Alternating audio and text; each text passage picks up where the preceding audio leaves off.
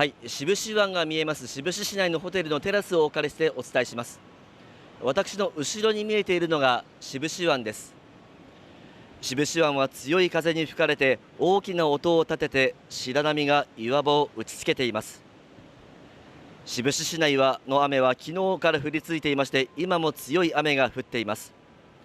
志布志市内では玄関の周りのものが強い風に飛ばされないよう家の中に入れたりして対策を取っている方もいます。台風15号は今日の昼過ぎから夕方にかけて県本土、種子島・屋久島地方にかなり接近する見込みで十分な警戒が必要です。中継でお伝えしました。